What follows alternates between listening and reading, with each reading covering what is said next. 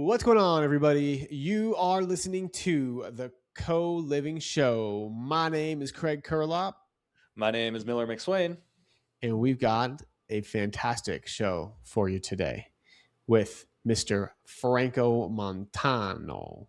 Do you not want to say it that way, like Tony Montana? Did you watch I'm so Scarface? glad. No, but also I'm really glad that you're the one who introduces every guest. I get really nervous about names, and so far everyone's had a at least interesting name. So I'm glad that you take it for me. Yeah, I like how we're dodging the bullet here of pun intended of you not seeing Scarface. You've never seen Scarface. No, I have That is not. like a classic movie. Okay, that is your homework. Okay, all right. I'll Watch report back next Scarface. episode. I'll let you Yeah, guys know what report I think back about. next episode on how Scarface is. And Uh, if you're listening to this and haven't seen Scarface, you got to go see that. It's a good movie. But speaking of Scarface, what a show right. today.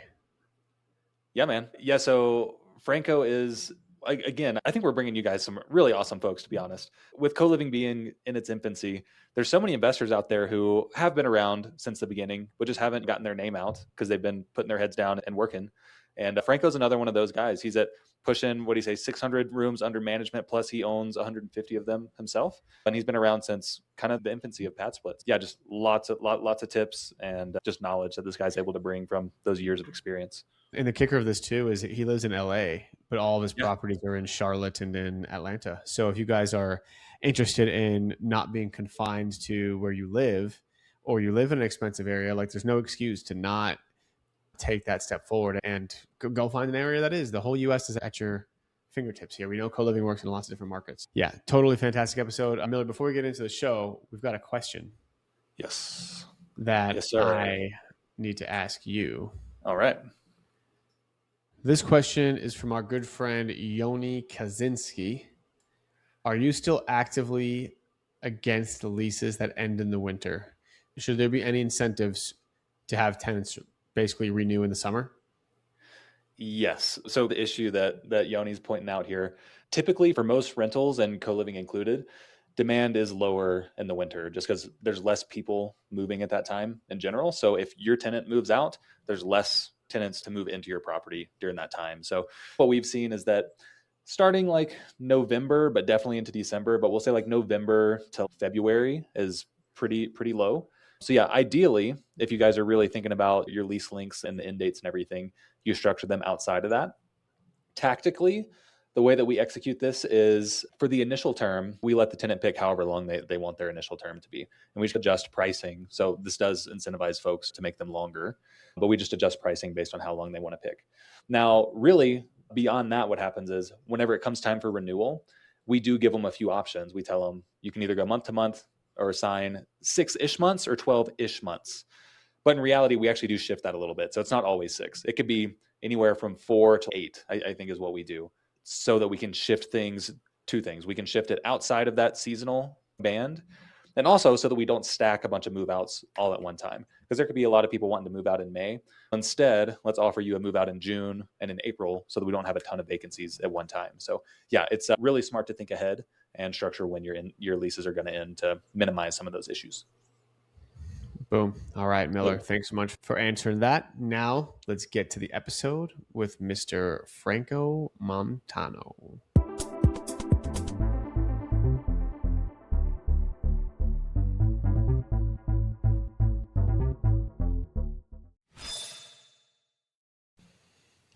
Franco Montano, welcome to the show, my friend. How you doing today, man? Awesome. Doing great. Thanks, guys. Thanks for having me. Dude, you have such a fun name to say. I feel like I'm in like the mob when I say your name. Like yeah, Franco Montano. Do you get that a lot, or is it just me? Not really. Not that. No? Okay. Well, all right. You can just say I'm weird. That's fine. All right, Franco. So post thug life, where are you today? And then we'll talk about your thug life. So today I have 150 rooms right now. My portfolio that I currently have, we manage about 600 rooms right now. We have under management. We have a property management. I have a property management company as well. Cool. And And where so are you that's my based out of? current real estate. I'm based out of California, but my portfolio is on the East Coast. So mostly in Atlanta, and I have one in Florida, in Tampa. Okay. And so are you managing like cross country remotely? I have a partner that's based out of Atlanta. But when I started, I do everything. So like my acquisition, remodel, everything, I do it from over here, from out of state. But Okay, on cool. day-to-day management, I do have a partner that on the management side that's based out of Atlanta. All right. Well, we're definitely going to dive into that on this Yeah. episode. That sounds really interesting. Franco, why don't we take it back now? So we kind of know where you are. Now we Yeah. want to paint the picture of how you got there. We saw the finished product. Now we got there. So tell us about your origin story of co-living. How'd you get into it? How'd you hear about it? It's pretty interesting. I'm a serial entrepreneur that just keeps on jumping into things. I've had about 14 different businesses in different industries now. So when I got into real estate, I didn't know anything about real estate. I couldn't swing a hammer. My life depended on it. But how I fell into it was my last business. I had a T-Mobile business. I owned 42 locations here in Southern California. I did that for about 11 years. I sold that company in 2018. I had a couple partners. We decided it was time to exit that business. When I sold that, that's kind of how I made my way into real estate. I kind of discovered co-living kind of by accident, so What did you sell? You had 11 stores. What do you sell with T-Mobile store at that time? yeah. So I actually had 42. Oh, 42. So quite a bit. Yeah, 42. It was a big headache. Trust me, it was a lot of work. Had 750 employees. I owned retail locations, so we were the distribution. Fell into that business. T-Mobile, when we first started, was very new to United States. They're big in Europe, but they weren't carrier here, and they were looking for distribution. So at the time, I saw an opportunity when they were looking for distributors here in the United States to kind of open stores. We pitched them an idea because at the time you'd open your own like self-branded store, but I pitched them this idea as like a T-Mobile branded location, kind of like a franchise setup, kind of like a McDonald's, and they liked the idea. And so we were the first people within that system to kind of pilot this new program, and and they kind of grew it with them. That's actually their main distribution channel right now. So that program that we started, they started out with 3 different groups. We were one of them. We were the first one to pitch it on it, and they decided to try it with us because we were young. They felt they needed a backup plan B and C, so they tested it out with other people too, and it was great. And now they have several thousand stores under that program now. Wow, very cool. And so that's pretty cool Yeah, that you got yeah. to kind of like. So you've always kind of been like a pioneer. It sounds like in the Yeah, in a industry. way. I mean, for good or bad, there's a lot of pain that comes with that, right? Like, when you're the first time in it, you don't kind of have a path to travel. Hmm. So you kind of run into a lot of, obstacles that you overcome. But that's part of the challenge and the fun of doing that business. Yeah, so you mentioned that you had a lot of businesses kind of early Yeah. on. What was your role in these businesses? Because I'm wondering how this plays into your future. What was your role within these businesses? Yeah, good question. So I've always been on the operator side. So with the last business, when I had my T-Mobile business, I had a couple partners. Like one was his background was real estate. The other one was on the finance side, and then me was my history and experience in operations. So then in my previous companies, I was always kind of been on the operating side. So I've always been the one that's kind of built it from the ground up. The one getting my hands dirty. I've always kind of been in that type of role, pretty much. And so, like with my last businesses, I kind of played similar roles as well. And so when I sold that company, like when we decided to exit that business, 2018, originally I thought I was going to end up buying another business. That was actually my original plan. I thought I was going to end up Mhm. doing something, but then I wanted something with not as much moving parts, right? Because then, like when you have a company like that, I had like a loss prevention team, I had a real estate team, an HR team, like it had like all Uh, these different people. It's like a ton of things to kind of to think about and worry about regularly. I kind of wanted something that was less moving pieces. And I felt like, oh, real estate could be kind of be that. It's like, it's tough. Don't get me wrong. There's a lot of work we still put in real estate, of course, but definitely a lot less moving pieces. And I kind of noticed that my returns were higher in a way too. So that was oh, pretty interesting. yeah, I'm curious. So, as a guy who's run these, large multi-location businesses with, 700 employees and all that, that definitely does sound hard. And I think that that's what you mentioned.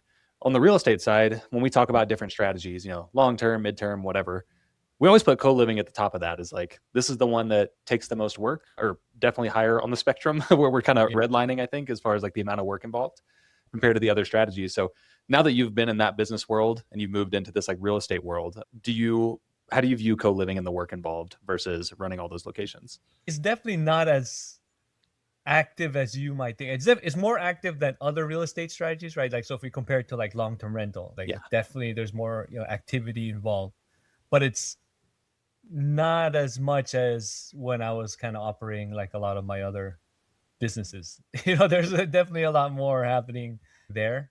I like to describe it more as just different types of problems, right? Where like in real estate, you're solving for like maybe trying to find more deal volume, or you're handling like maybe members a different way or a certain way. Like you're kind of, so it's just different types of problems.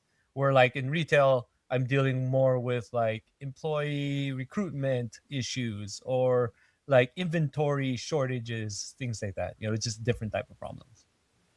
It's funny how sometimes like everything in life is just about like perspective, right? Like you go something that's like super hard, super confusing, lots of work, and then go to co-living and you're like, ah, this is easy. I can handle this. Whereas like someone that's a real estate investor, long-term, hold real estate investor, then goes to co-living, they're like, oh my gosh, it's so much like, so, I think in a way, like it sounds like you were kind of primed prior to your career to do like a more advanced investing strategy to achieve these higher returns. Is that what attracted you to co-living? Was like Yeah. everyone kind Yeah, of no, saw this was definitely. hard? Yeah. Yeah, no, definitely. Because then, like, I understood the risk. So, like, I have a background on the investment side as well. I was a financial advisor for many years, and so I always, whenever I look at investments, I always look at the risk side of it first. So when I first started in co-living, I was I was quantifying what my risk looked like, right? Because then when I first started in the early days, like with Pad Split, I was like one of the early hosts in Pad Split. I mean, they didn't really have anything to give you. Like there's no data or anything. So like I had to kind of, okay, if this doesn't work, what's my risk look like? And so I quantified that, and at the time it was really reasonable. Like my first house I got for like $100,000, right? So I figured, okay, if it doesn't work out, I have like a $600 a month payment or something, like a car payment or something. Like, okay, I could swing that and then just reposition the house or something like that later. And so like I felt like, but if it worked, then my upside is just tremendous, right? So that's kind of how I viewed it. Yeah, so I'm curious about that. We do hear people a lot, talk about assessing your risk adjusted return, like all those kind of terms. Kind of in like a practical sense, maybe just like for the listeners, when they're thinking about buying a co-living investment, are there numbers that they should be calculating that involve risk, or is it more of, hey, you should have a plan B, plan C? Kind of what would you recommend to folks approach that? Yeah. So there are some investors that I talk to where they'll say like, okay, if it doesn't work as a co-living, have it where it underwrites for like a long-term rental or something. In Mhm. today's environment, that's very hard to do, because what I found was a lot of things don't underwrite as a long-term rental right now. Like just like co-living is one of the only things that actually work right now, right? So like, I mean, you try to have a plan B, they don't really have much of a plan B. That's the truth. I like to tell people like what it is. And so, I mean, not to say that you can't do it as a long-term rental and then you minimize your loss for a little bit, carry it for a couple of years, sell the house. Like, you do have other options, but like to just kind of get it as like, okay, I'm still gonna make money if I do this. There are deals like that, but they're not that plentiful, right? So you could do that. I'm more about like, because co-living works, right? We like the demand is there, the returns are there. You just need to do it right. So I would tell people like, if you're gonna do it, just make sure like your underwriting is sound, like your numbers are pretty good. And even if you're off a little bit, like when I first started, I had no idea what I was doing and I had to learn everything through experience. Just don't fall off a cliff, right? Like keep your numbers close enough where you're not like destroying yourself, right? And you'll be okay, right? You can make it back. Like that's kind of how it worked on the T-Mobile stores. I wish every store I opened was a gold mine and just produced tons of money, but that wasn't the case, right? You're gonna have in any business, you're gonna have stores or properties that may not be a high producer, no matter how good you are, because you just don't know. There are things that you just don't know, and you kind of learn from those situations, and then you average out as you open more locations, right? So you get more properties and do better performance. I kind of want to talk a little bit about the transition from T-Mobile to co-living. It's very opposite, Yeah, it's very right? different. It's Very, very it's very different. different. Yeah, Different. yeah, it's very So, different. you like real estate because it's simpler. Co-living, while advanced in real estate terms, is simple from what you're used to. But you sold your T-Mobile stuff. I imagine you got a big lump sum of cash. Is that true? Yeah, yeah, I got a good amount. I mean, it wasn't enough where like, I could retire and never work again. I mean, for the lifestyle I wanted, but it was good Yeah. enough where like, hey, I could do some pretty good investments with it. And so Yeah, is that what you it. did? You basically took that money and put it into real estate. And how many deals did you buy? Yeah, With that? so like I'll share the story, kind of what led me to deciding to do real estate. Because at first I was thinking like I wanted to buy another business. That's like I was pretty much almost set on it. And then what ended up happening was I had two properties that I had. One was my primary residence, and one was like a small investment property that I purchased while I was doing my T-Mobile business. So like on my primary residence, I bought it on a FHA loan back in 2011, right? So I bought it 3.5% down. I put in like $13,000 or something like that. And when I bought this house, it was a small house in Los Angeles, and it was on a good sized lot. It was about maybe, like giant, but it was like, I think around 10,000 square feet, but it was zoned R3, which in Los Angeles allows you to put up an apartment building. So my intention was I'm going to leave it in it, while as long as I wanted to. And then when I wanted to move and buy another house, I'm going to tear this thing down and put an apartment building on it. Right. And so what ended up happening is when I sold my company, I wanted to buy another house. I decided to sell my house too. And I ended up selling that house. I was going to develop it myself, but I figured, you know what, if I get a good enough, I didn't know anything about real estate at the time. Like I couldn't swing a hammer. So I figured like, okay, if I could get the right price on it, then I'll sell it to a developer. And if I can't, I'll go on it. I'll risk it. I'll just build it myself. I ended up selling it to a developer. So I bought the house for $320,000, put $13,000 down. I ended up selling it for $1.2 million. Jeez. And so I'm like, whoa, this is like I did the percentage return on that. It was astronomical. And then I had another house here in California. We have like about an hour and a half away. There's a vacation town called Big Bear, and I ended up buying a property there. I had it for about like 3 years. I bought it, coincidentally, I bought it for the same price, like $320,000 in Big Bear. And then, I figured, okay, I'll sell that house too. And then because I was going to pull everything together and then just buy a new house and then reinvest. So I sold that house for 640,000, right? I bought it for 320. I did 10% down second home loan, right? And so, I only put $30,000 down. I made like 300 something $1,000. So I'm like, and then in my mind, I'm thinking, shit, I should have bought, excuse me, we should have bought like 50 houses or something. Like, imagine if I had more than 2 houses. And that was what was going through my mind. And I didn't have to worry about employees, theft, inventory concerns, none of that. That is what sealed the deal for me to invest in real estate. And so, like, at that point, I realized, okay, I decided I need to do real estate. I want to do real estate. Now, what am I going to do in real estate? Real estate is just such a big ocean of stuff that you could do. And so I almost bought, I was under contract for an apartment building, a small one in Tampa. It was a 32 unit apartment building. And because I needed enough where like to kind of cover some of my lost income that I was making when I had my business. But I couldn't get big enough for, because, a 300 unit apartment building is like quite a bit of money. I didn't have that much money. And so I figured like, okay, I'll start with apartment buildings, the closest I could get to kind of at least, have some money I could live off of and still make this splash into real estate. Then I came across a realtor that told me about CoLiving. And so he said like, oh, have you heard about CoLiving? You should check it out. And so at the time, this was around like early 2019. And so I figured, what is this CoLiving thing? I've never heard of that before. I mean, it sounds like a dorm or something. Like, okay, let me look into it. So when I ran the numbers were just crazy. Like, it just didn't like, and then it just instantly reminded me of opportunity, because I missed the whole Airbnb wave when that was like super hot. I missed that whole wave, but I saw it happen because I was involved in the market and stuff at the time. And so I saw what happened there. And I felt like this is the next similar type wave where like you could buy these houses and owners of these properties are not valuing what you could return as a co-living property. Like there's a huge arbitrage opportunity there.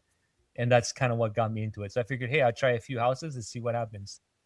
I love it, man. That's how I got And started. So that crazy to hear like a realtor knew about that in like early 2019. I mean, I suppose we knew about it, but it was like we didn't call it co-living, we called it rent by the room, which is just like the the evil dirty cousin of co-living. But like, and you were able. So like, what was your first investment into co-living? Was it in Atlanta or? Yeah, it was in Atlanta. I needed to choose the market. I mean, at the time, Pad Split only was in Atlanta, so I needed to get comfortable investing there. And I looked at it a few different ways.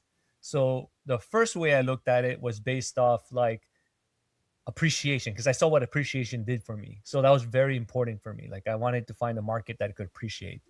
And so when I was looking at Atlanta, at the time, houses on their average value was 200 and I'm sorry, the market nationwide average was 250,000. That's what it was back then. It's crazy to think of now, but it's like that's what the nationwide average of the house values were 250,000, and the average in Atlanta was 100,000 average price at the time. And so I figured like, okay, well, I mean, Atlanta's like, has the busiest airport in the world, major market metro, like, and at the time they had really strong growth in terms of population increase, income increases, stuff like that. So I figured like, okay, at the worst case scenario, like even if it is not the hottest market, it could go to at least the market average, right? Like if I bought this house for 100,000 and it goes to market average, I'll still kill it. Because with 20% down, I 5x my return, right? Mm-hmm. And that just seemed like such a no-brainer to me. And then along the way, I get to make money on the cash flow. Like it just seemed like a no-brainer to me. And so I got comfortable enough with that where I felt like, okay, if it doesn't work out, like I could, I'll reposition it. I'll have a little bit savings set aside, and I just do it carefully. So I decided to do 2 houses, and I did it right before COVID hit, and the whole country shut down. And that was very interesting, but I was right in the middle of that, and I had both houses fully occupied when that hit. Wow. So you bought it end of 2019, got in. Did you have to do renovations to those houses? Yeah, I did do renovations, and I actually overpaid. Like I made all the beginner mistakes you could think of. Like I overpaid, but I figured out like, so I was talking with Pat Spit at the time. I told him like, I want to make sure, because I'm doing it from here, like across the country. And so is there a contractor that knows the setup and layout and stuff like that? So they gave me one that's done a lot of properties, but of course comes with that is premium, right? So I had to pay a premium to get it done. But even with that premium, the numbers still work. So I bought the house for 100,000, but I spent like $65,000 doing the renovation. Which, it seems, now looking back, it seems kind of crazy. I know I overpaid, but the numbers still worked, which crazy enough, the numbers still worked with that. And I was okay with it. So you're 165K all in. You didn't like refinance or anything, right? On that one, no. Do BRRRR, because then like in the early days, I wasn't doing BRRRR because I didn't know like how to do it yet. I was worried that I might get myself into trouble. So my thought process was, let me test the model first. Okay, so Franco, today we know Pad Split has totally figured out their model, and they're maximizing, typically anyway, Pad Split properties are maximizing their floor plan to have as many bedrooms as possible to maximize revenue. So back when you were purchasing this first property, is that what you did to this property? And kind of, is that what Pad Split properties were doing at the time, or the model hadn't quite evolved that far yet? Yeah, no, I followed the roadmap that Pad Split was saying, maximizing the rooms. So in this case, I have about 8 rooms on that the first 2 I had about 8 rooms each on those, and just following the blueprint that a lot of the other earlier hosts were saying. That's kind of what I did. Okay. And so do you still own these 2 properties today? Yeah, I still have, let's see, both. Yeah, I have both of them. Yeah, I still have both of them. Yeah. Okay. So I did sell a couple through the years. I've sold a few, but those 2 I still have. I have a hard time selling that one. That one's sentimental value. I'm curious, like how the numbers ended up really shaking out. I know you had purchased it for 165 or 100,000, 65K, Yeah. as the investment. Like, what was the mortgage and what were you getting for rent Yeah. I make about 30,000 on that house a year, every? even after Wow. pad split fees and management fees. Wow. Oh wow. Um, and so my monthly payment on that right now, I think is $600 a month. Yeah, it's pretty good.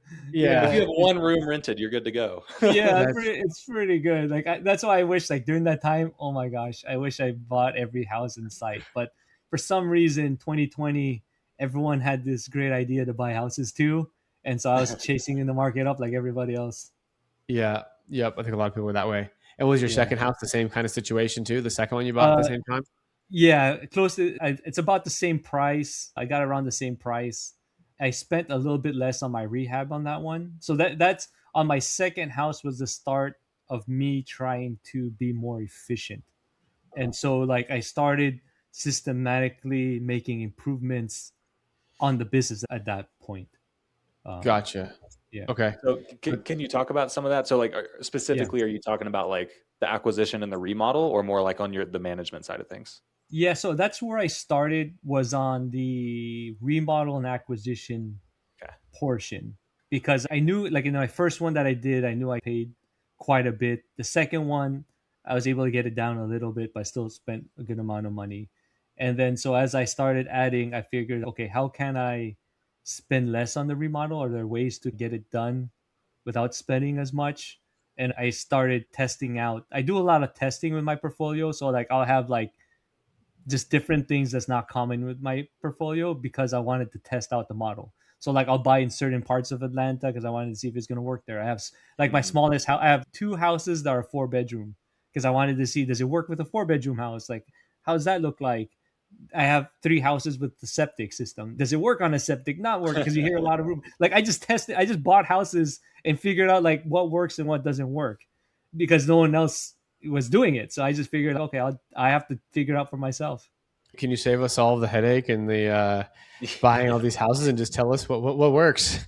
What do you see? Yeah, what I found was like there's so many ways to go about doing it. Like on the remodel side, like my lowest, I've remodeled a house. So I have a 3 bedroom, 3 bedroom, 2 bath house that I purchased.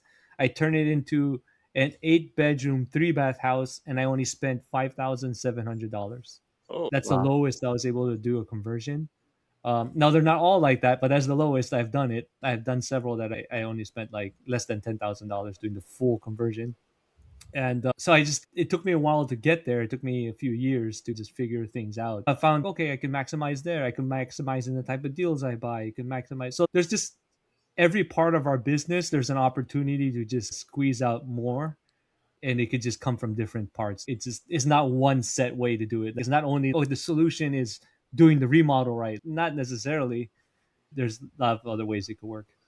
yeah. So I'm curious through some of your testing.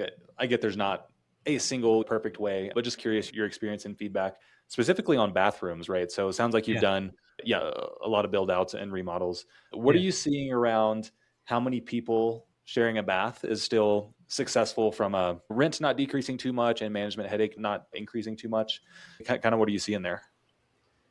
So I might be a little bit different than other hosts in the sense that some problems that some owners think are problems are not really problems. You know Okay. what I mean? Like they just overthinking it. So I have a 10 bedroom, like my biggest price is like 10 bedrooms.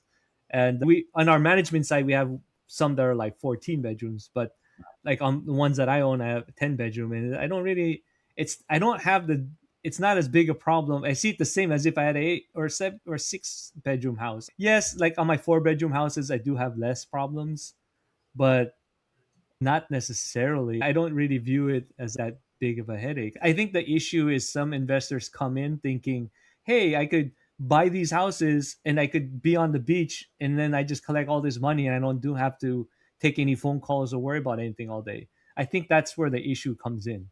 I think if you come in understanding that you're going to do some, you have to do some things like some problem solving or deal with some issues, it's not that big a deal, really, to be honest. How many bathrooms is your 10 bed? So that one is a 6 bath. So I have a Okay. 10 bed, 6 bath house. That was one of the things I really liked about it. That was my one of my first forays into having a lot of bathrooms. Okay. And do you see that there's less problems when there's a smaller bed to bath ratio? A little bit. It's about the same. I think what changes is a lot of it's just having the right members or tenants and then just getting out the problem ones when you have problems. Mm. Because you can't avoid the problems. Like I tried super screening. It Mhm. doesn't work. You know what I mean? It just doesn't work. Like you could super screen all you want, but people, it's life, right? Things happen to people that they don't expect. People lose their jobs, they get their hours cut. Like no matter how, like people that make six figures lose their jobs, they won't be Yep. able to pay the mortgages, right? I haven't seen any real big difference, to be honest, like with having more tenants or less tenants. It's like the same. Yeah. Okay. That's good Yeah. to know. I mean, I think like that is a huge thing that people overthink, probably Yeah. including us, where it's like, where's the sweet spot? Is it 8? Is it 10? Is it 12? But it sounds Yeah. like, you Well, know, honestly, I kind of wonder. It could be a difference in model slash strategy. So, like the properties Yeah. that Craig and I are running are more like community, like type based, and do have community spaces and all that. So, Yeah. it would be great if you want to test a property like that if you haven't already, and throw that into your mix. Yeah. But maybe that could be the differentiator. Like if there's 10 Yeah. people Yeah. sharing a So living room. if your guys's have like so I was looking at in the early days I was looking at co-living here in Los Angeles before because our hosts are building build to suit now, right? So there's some like here in LA, they're building, like triplexes that have like maybe 10 units each Mm. that, have common areas. And so I think I would limit how many rooms I would have in one unit. So like I wouldn't have like 30 rooms sharing one common area. Like I wouldn't do something like that because I do that I would foresee problems. Like I don't know if I would stretch more than 10 per Uh-huh. unit. Like I feel that that's a number I'm comfortable with. We've seen like a lot of not a lot of big change in issues. But there are like in New York, I've seen somewhere to have like 20 to like one dining area and one kitchen and stuff like that, like in their co-living areas. That one you might have more conflict. You might have more issues there. for sure. Yeah. So it sounds like you procure most of your residents from Pad Split. Is that right? Yeah, right now, yes. Yeah, I And use AdSplit exclusively for the on the booking side. Yeah. okay. And exclusively. So you're not marketing anywhere else? No, we are experimenting with some things right now, but it's more of experimentation. So we Okay. haven't turned to it completely. Okay. And then I'm curious, like, what the resident life cycle is. So if someone comes in on Pad Split, I know you don't like to over screen, but what is your screening criteria? Yeah, so what we learned is at so a lot of members on PadSplit we cater to like affordable housing that are and these are usually people like it's workforce, but it's also people that don't make a lot of money. So like maybe retirees, things like that. One of the biggest things that we look for is that can they just afford to pay us? That's one of the biggest things. I did a lot of experimentation in my own houses. I accepted people that have evictions, like I accept them in my houses because I found over the years was it's the same thing. That's just kind of Mm. what I found. Now, are there people with eviction records that are problems? Yeah, definitely you're gonna have those. But for some, I don't know. Like we just have a way to tell, like with the team and stuff when we screen. We're like, okay, this one seems like we'll take this one, even though they have an eviction record, or this one had a whatever really bad credit history or something. So The our gut average feeling. tenancy is 502 days. So it's about Wow. a year and a half. Wow. Yeah, that's our average tenure. What do you think the special sauce is there? Because like even other Patswat operators I know are not touching that. So what's the Yeah, no, special sauce? yeah. A lot of it, what we found was finding the balance because you'll see hosts do different things. You see some hosts just really do a ton of work on trying to build a community, or you see a lot of hosts just try to do like different stuff to set themselves apart. But what I found, if you really think about it, like if you really understand the people that we're renting to, at the end of the day, just they just want a nice, safe place to live that's affordable. And if you provide that, they're gonna stay. Like you don't have to do all these additional bells and at least that's what we found. Like you don't have to do all these other special bells and whistles. They just need a place to stay that's affordable, that's good, safe, and clean. That's it. You do that, I think they'll stay. Do you feel as though that is market dependent at all? Do you think Atlanta might be a bit different from Denver, might be different from New York. That's a good question. I have heard of hosts having issues in some markets. There are some markets that the Pad Split had where like when they first opened up, they had like high turnover and stuff. It could be. I don't. We recently started managing in Charlotte, so that's a new market for us as well. And so we'll see in that market how tenure looks. But for example, like my house in Tampa, that one went live about a year and a half ago. I still have the same three first people that moved in that house. Like they're still there. It's like I haven't, those rooms have never had a vacancy. They're still like in that house. I feel like it would be the same, but I do understand like some markets will have some differences, but we haven't been really seeing it yet. But we don't have a lot of experience there yet. But as we grow these other markets, we'll be able to see. Yeah. So how long have you been in Charlotte, and how big is the assets under management, number of Yeah. properties? So there it's still we're still new. We just opened up a few months ago. So we got Oh, two of our house. We had two houses that just went live, and then we had another one that we just is about to go live about in a week. okay. So we're still fairly new there. We just started doing that. Yeah, because I'm honestly very curious how that transition is going to go, because I just did something similar. We built our Yeah. portfolio in Colorado Springs, and then recently started managing with Craig in Denver. And even Yeah. just like geographically, it's an hour away. But there's been Yeah. like a total difference in tenant type. The Yeah. properties are different. Properties are set up different. Marketing is different. Like even just being like an hour away. Yeah. So have there been any learning lessons yet going to Charlotte, or haven't been there long enough? Yeah, no, definitely. That we did notice. Like the tenant type is definitely different within each market. There's some small differences too. Okay, like parking availability or requirements, things Mhm. like that. There are some of those that play in. So we did see those differences. Each market's a little bit different, and but for the most part, like in Charlotte, we see a lot more. We're seeing a little bit more professional tenant type, Okay. but again, we have a small sample size, so I will say that. But so far, with what we've been seeing is like a different type of clientele. It's the same in my Tampa house too. Okay. We've been seeing like definitely a different type of tenant, but that could be just like where your house is located, right? Like you might be in an area that has more like workforce housing requirements or something, but it is definitely different. Okay. Yeah, and one other thing, I have a note here from like way earlier in the show. You mentioned that you have a partner that helps you boots on the ground type stuff, Yeah. specifically in Atlanta. I'm curious what each of your responsibilities are there. And also curious, did you get another boots on the ground type operator person in new markets such as Charlotte or the one that you have in Florida? In Atlanta, he does, my partner Jay, he runs all the operations side of it. I do a lot more on the systems and the back end Okay. side. So he'll work with our ground team, he'll work with the contractors, things that kind of has to be there in person. Like he would do a lot of that. He would work with our virtual team too. I contribute with the like on the back end team, like with the virtual team and stuff. But I spend a lot of time on the systems, some of the corporate strategy, like where we're looking to make investments or what we're looking to improve. We do a lot of that. I actually brought in one of my old district managers that used to work for me as well. Mhm. So he from the T-Mobile business. So we brought him on as an operations manager to help with Jay. And then each new market, so like in Charlotte, we have boots on the ground because the way our system is set up, we need to have. There are property managers that don't do that and have success not having boots on the ground, but we with our process we do. So we have somebody that's on the ground. So like in Charlotte, we have somebody on the ground, and we used to manage in Texas too for a while. We had a big client that wanted us to manage there for a little bit, so we had a person there too when we were managing at the time.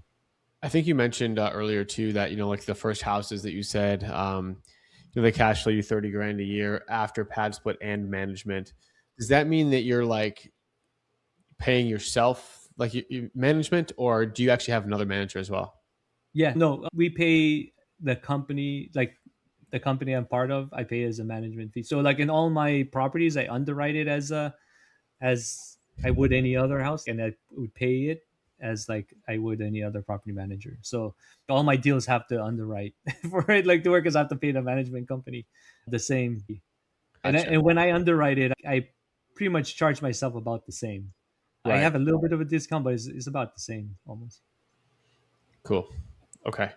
Cool. That's good to know. I'm curious, like, how did things change, like your systems and stuff like that, from operating a couple of these units with Pad Yeah, Split to now 600, 800 doors under management?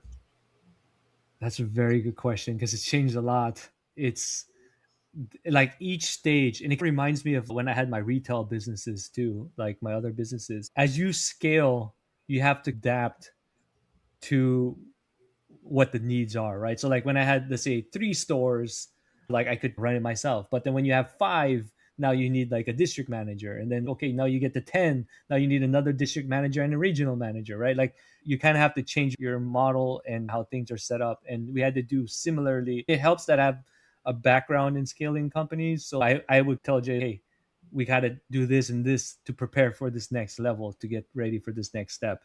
And we had to grow the team, we had to change operations, we had to make a lot of different investments in other types of software. We just had to do a lot of different things to make sure that we're meeting like our expectations in terms of performance.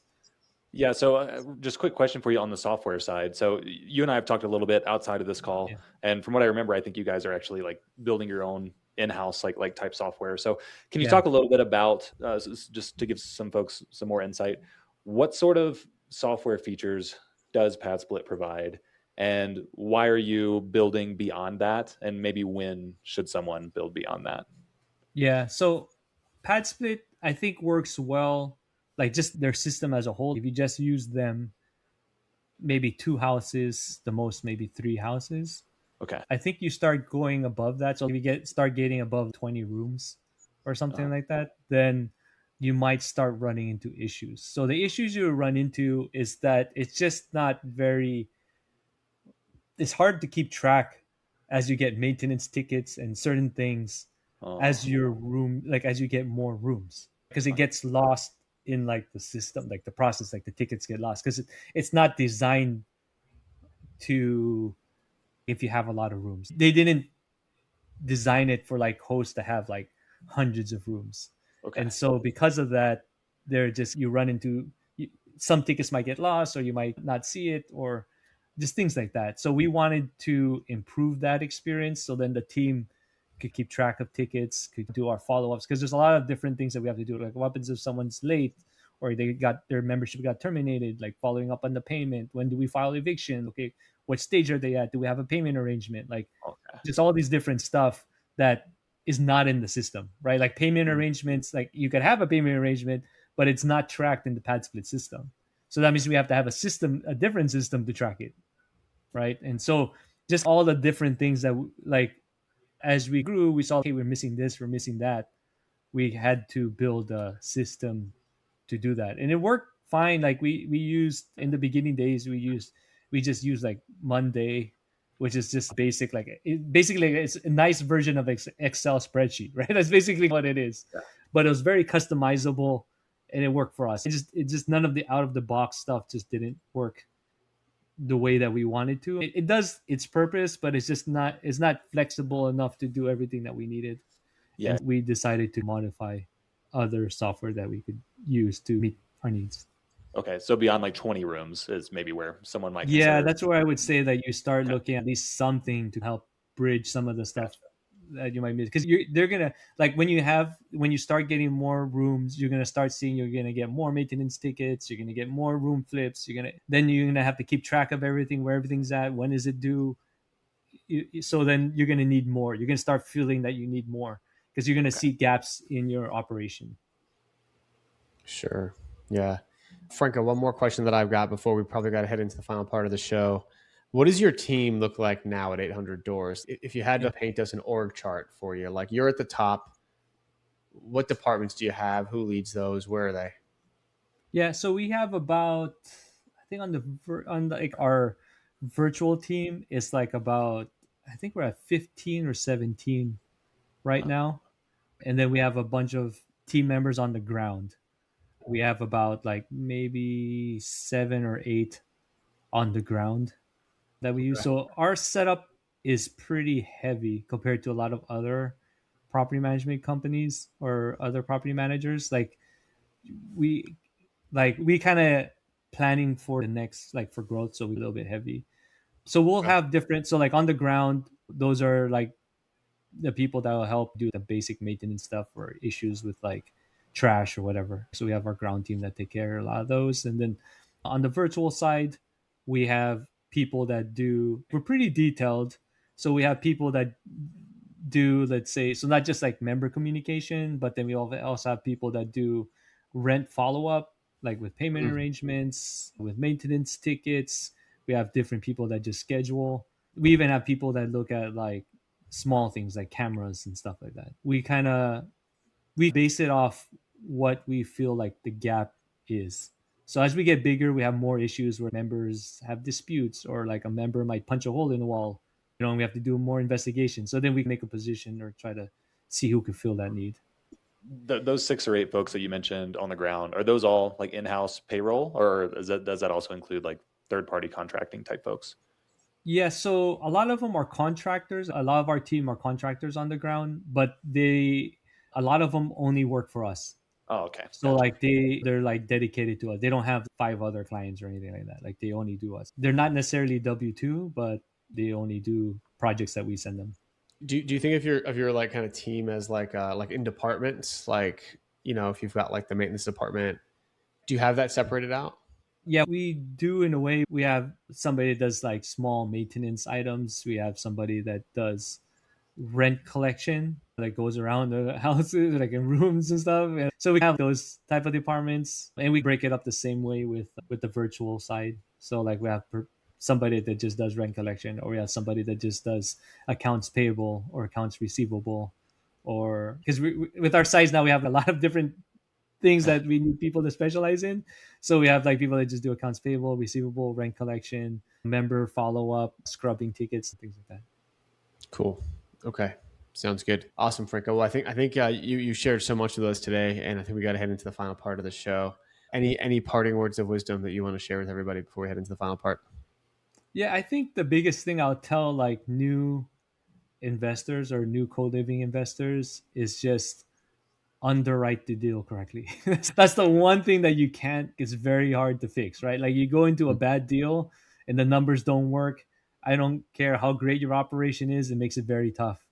And I see that mistake so often. So many people make that mistake. So that's the one thing I think I would say. Just underwrite the deal correctly. For sure. Love it. All right, Franco. Thank you so much for that. It's Thanks, time guys. to get into the big three. Boom, boom. Boom. All right, Franco. What's one tool or system you use in your business that you could not live without? Right now, it's probably Monday. That's the system we use right now for our backend. So without that, it will be very difficult. Love it. All right. Okay. On to question 2. What is your biggest horror story that you have experienced with co-living, whether it's on the Oh man. financing, the management, the operations, acquisition? What's the biggest upset?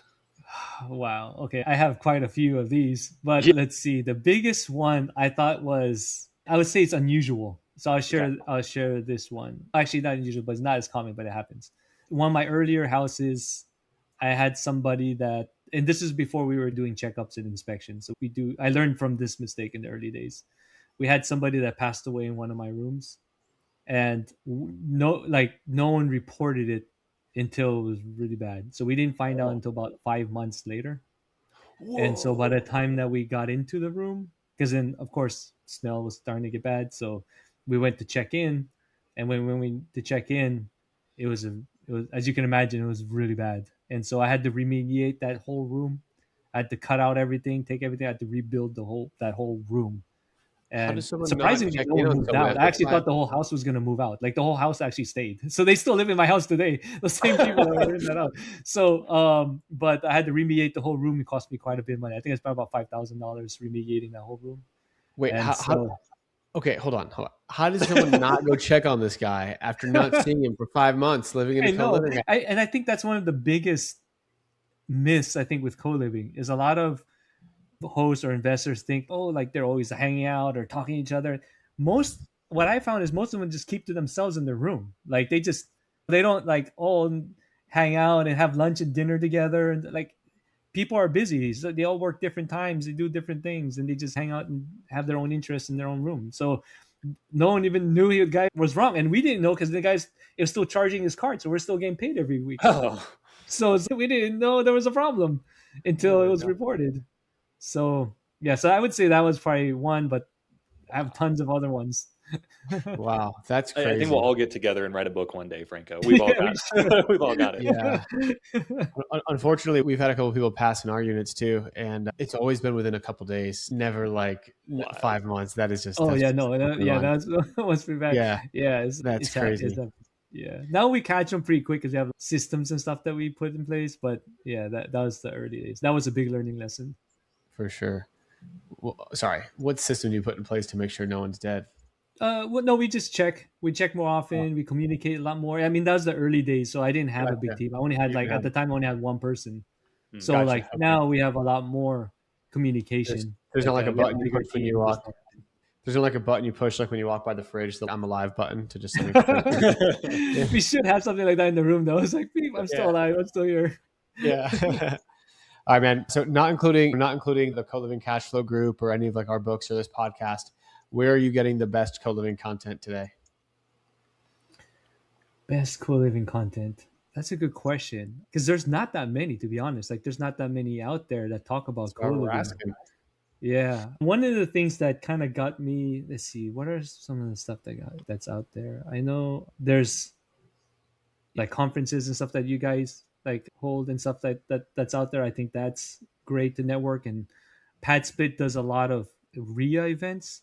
So if you're really serious about getting into co-living, and even if you don't want to sign up your house with PadSplit, let's say you want to kind of market on your own or do your own thing, like those are great places to meet with hosts that are experienced. So if you want to learn the business, I think like those co-living specific events is where I would have people go to outside from your guys' content and those type of things, because then like that way they could meet investors, find out like what it's like, get like real actual information about the business. Yeah, That's what I would recommend. it's Cool. always good to get in front of other investors. Couldn't agree more. Yeah, Yeah, yeah, no, especially definitely. locally too, like in your own market, because Yeah, like in we've your own talked about. market, yeah, definitely, yeah, and you'll get a good feel, right? They could tell you kind of like, okay, well, like these type of properties, or like this works for me, or what's working, because the market's always changing. Like Yeah. I've had to change my strategy maybe four, going on five different times over the Mm, years. Almost every year or so, I had to kind of change how I buy houses. So For yeah. sure. Cool. Cool. All right. So to get us out of here, where can listeners find more about you? Where should they go if they want to reach out, if they want to be a client, or just maybe ask you some questions? yeah, no, definitely. They could email me. Email is the best way. Sometimes I get busy through the day. Franco at highestmanagement.com. They could also check out our website, highestmanagement.com. It's good. And we help clients in Charlotte and Atlanta. So if you guys have investments there or looking to get in started in those markets, be happy to talk with you guys. Cool. Awesome. Perfect. Franco, thanks so much for hopping on, and Thanks, we'll guys. I chat again appreciate it. with It you was a lot soon. of fun. Yeah. Thanks, guys. Thank you so much, Thanks. Frank. Yep. See you, Franco. See Thank you you, guys. man. See ya.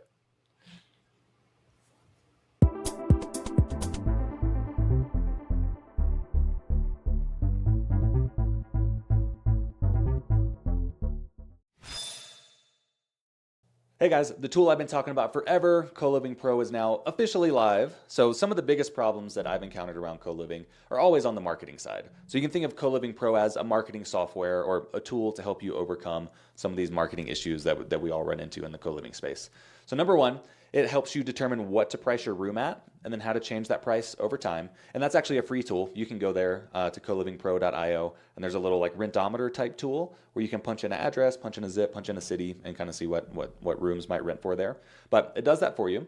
And number two, historically, for us to keep our rooms operating at full capacity, especially when we're off a pad split, it's meant that we had to post on Zillow, post on Zumper, post on apartments, post on Roomies, post on all these places. And with just a 5-bedroom house, that's already 20 listings right there, which is a lot of work, a lot of time and effort. So CoLiving Pro helps you solve this. You just make your listing on this one site and it pushes it to Zillow, pushes it to Zumper, and we even support any platform with the manual listing manager. So you can still be on apartments, still be on Roomies, still be on pad splits, still be on anything. And it's kind of a wizard that helps you stay organized, your VA stay organized. It shows you what rooms need to be posted where with just quick copy paste prompts. Copy your rent over, copy your description over, boom, you're good to go. And number three, historically, now that you're on all these sites, we always had to hop in daily or at least weekly to keep these listings up at the top, keep the pricing up to date. So CoLiving Pro solves that for you too. It's making those adjustments for you on a daily basis, even an hourly basis, to make sure your listings are updated across your platforms. So you guys know everything I've always done has been free. The community is free. This podcast is free. I'm super proud of that and definitely going to keep doing all that. But this tool is paid, but I feel comfortable doing that because the numbers are honestly pretty insane. So if you go to CoLiving Pro, there is a calculator where you can do this for your own situation. But let's take that example earlier of the 1 5-bedroom property. From that, we estimate you'll make an extra $1,400 a year in extra rent and reduced vacancy. And that is 5x what the tool costs.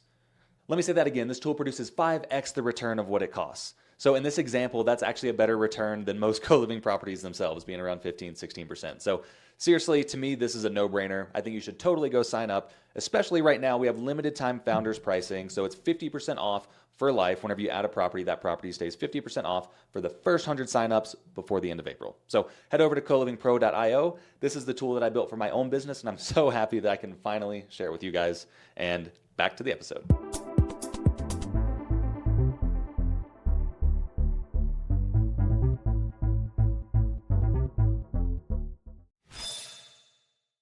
And that was Franco Montano. Miller, what did you think of Franco?